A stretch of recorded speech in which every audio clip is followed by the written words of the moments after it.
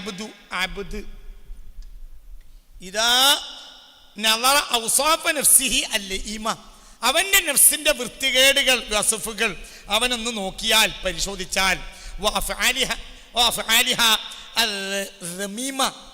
ആക്ഷേപിക്കപ്പെടേണ്ട അവന്റെ നഫ്സിന്റെ രീതികൾ പ്രവർത്തനങ്ങൾ അവനൊന്ന് പരിശോധിക്കുകയാണെങ്കിൽ ഇസ്തഹയാ മിനല്ലാഹ് അൻ യർഫഅ ഇലൈഹി ഹാജതൻ യത്ലുബുഹാ. ഇങ്ങോട്ട് നോക്ക്, ഇസ്തഹയാ അവൻ ലജ്ജിക്കും മിനല്ലാഹി അള്ളാഹുവിൽ നിന്ന്. എന്ത്? ആ യർഫഅ ഇലൈഹി അള്ളാഹുവിലേക്ക് ഉയർത്താൻ, ഹാജത്തൻ ഒരാവശ്യത്തെ, യത്ലുബുഹാ എന്നിട്ട് അള്ളാഹുവിൽ നിന്ന് തേടുക. അള്ളാഹ് എനിക്ക് ഇന്നാലിനെ ചെയ്തു കൊണ്ടാന്ന് പറയാൻ ഇവൻ എന്തുണ്ടാവും? അതന്നെ മറക്കല്ല, ഇസ്തഹ്യാ ലജ്ജ ഉണ്ടാവും. വഖറസ ലിസാനുഹു, നാവ് ഖറസ പറഞ്ഞാൽ ഊമയാവുക, നാപ്പൊട്ട് മിണ്ടാനാണ് കഴിയൂല. നിങ്ങൾക്ക് പറഞ്ഞത് മനസ്സിലായില്ലേ?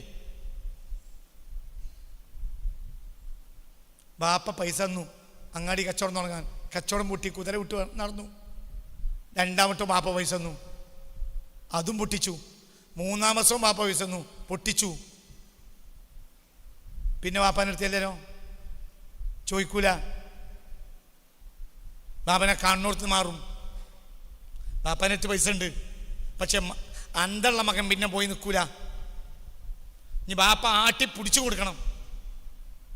അങ്ങനെ തന്നെയല്ലേ? ബാപ്പാൻ്റെ മുന്നിൽ നിൽക്കാൻ എന്താണ്? ലജ്ജയാണ്.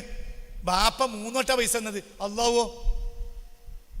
അള്ളാഹു എന്നെ ഉണ്ടാക്കി, എൻ്റെ ഉമ്മാൻ്റെ വയറ്റിൽ എന്നെ സംരക്ഷിച്ചു, ഒരു കുഴപ്പമില്ലാതെ പുറത്താക്കി, ഒരു കുഴപ്പമില്ലാതെ വളർത്തി, ഇതൊക്കെ നിനക്ക് തന്നു. നീ എന്ത് ചെയ്തു? എതിര് മാത്രം ചെയ്തു. പിന്നെ എങ്ങനെയും ചോദിക്കാൻ ലജ്ജയാണ്. ആർക്ക്? ബോധമുള്ളവന്. ബോധമില്ലാത്തവൻ എന്താ? ബോധമില്ലാത്തവൻ എന്തു പറയും? നമ്മളെപ്പോലത്തെ എന്തു പറഞ്ഞ കാര്യമല്ല, പടച്ചും ചെയ്യൂല. എങ്ങനെയുണ്ട്? മുഖാഫറാവും അള്ളാഹു അല്ലേ? മുഖാഫറായി, കച്ച കാഫറായി. നേരെ മറിച്ചുണ്ട്. ഇപ്പൊ നമ്മൾ ഇവിടുന്ന് ചെല്ലി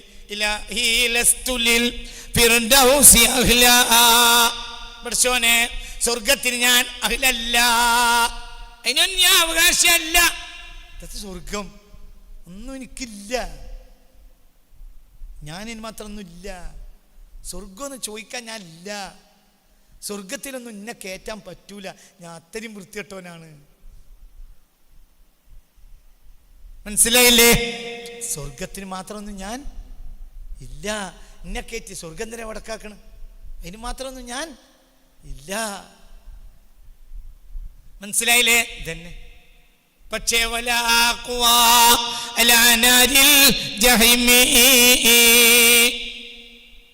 എന്നാൽ നരകത്തിന് എനിക്ക് ശക്തിയും ഇല്ല, സ്വർഗത്തിന് എനിക്ക് അവകാശവും ഇല്ല, നരകത്തിന് എനിക്ക് ശക്തിയും ഇല്ല.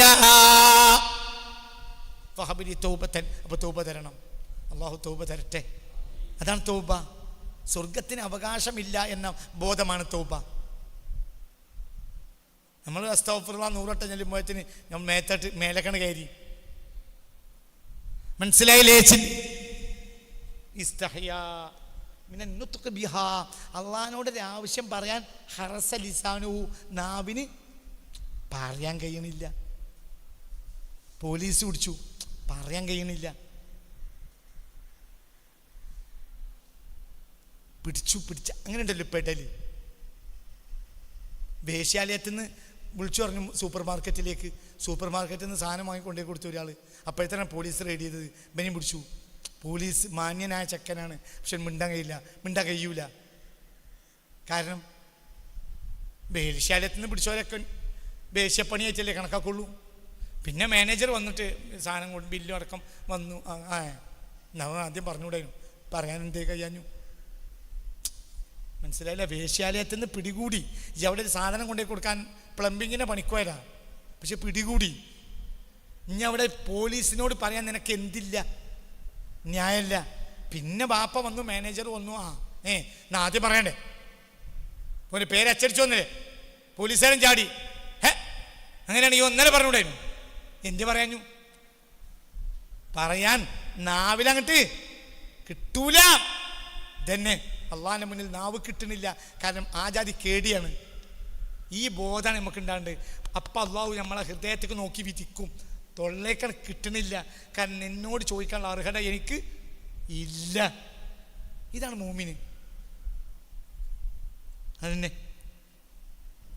لأنه يرى من خصاصة نفسه ولآمتها ما لا تستحق بذلك إلا العقوبة.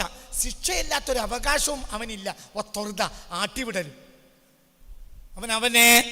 അവനെ പറ്റി പഠിച്ചാൽ ശിക്ഷയില്ലാത്തൊരു അവകാശമില്ല. ആട്ടിവിടലും, ആട്ടണം. അജാദ്യം ചെയ്ത് അള്ളാഹു നമ്മളെ കാത്തിരക്ഷിക്കട്ടെ. അപ്പൊ ഇത് ചിന്തിക്കി. നല്ല ഉഷാറില്ലല്ലേ? എന്നാ പിന്നെ ചോദിക്കണ്ടേ? അപ്പം ഞാനിനി വകുപ്പ് മാറ്റിത്തരും. നല്ല ഉഷാറിലിരിക്കുകയാണെങ്കിൽ ഇപ്പം ഇതിന് ഇനി ഒരു കോലം മാറ്റിത്തരാം. ചോദിച്ചൂടെ? ചോദിക്കുക. അവനിലേക്ക് നോക്കുക. എന്ത് അർഹതയില്ലാത്തവന് കൊടുക്കണവനോട് ആർക്കും ചോദിക്കാലോ. നമ്മൾ കരയ, എനിക്ക് അർഹത പറ.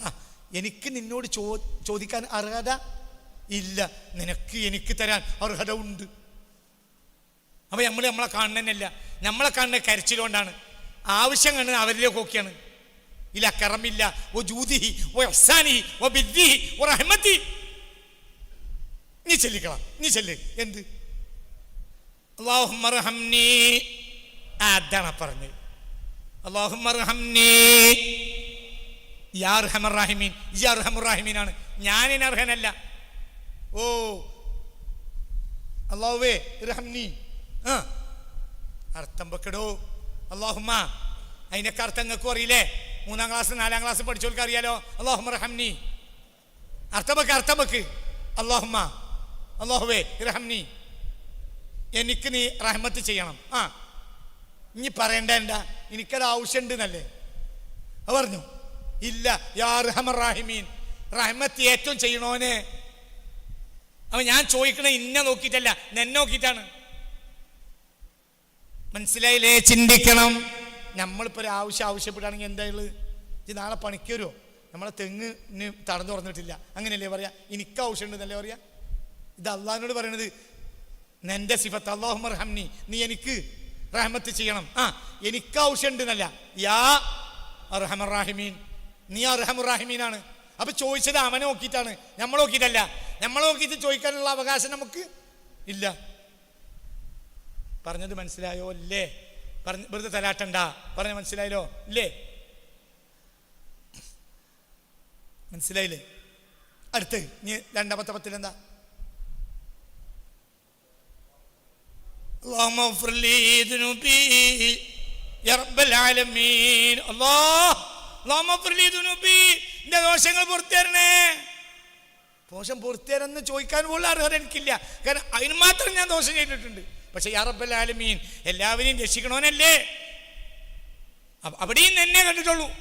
3ാമത്തെ അല്ലാഹുമ്മ അത്ഖിനി മിനന്നാർ വഅദ്ഖിൽനിൽ ജന്നത യാ റബ്ബൽ ആലമീൻ. റബ്ബുൽ ആലമീനെ, എനിക്കിതിന് അവകാശമില്ല. പിന്നെ അവസാനത്തെ 10ന്റെ അവസാനം 25 കഴിഞ്ഞാ പിന്നെന്താ?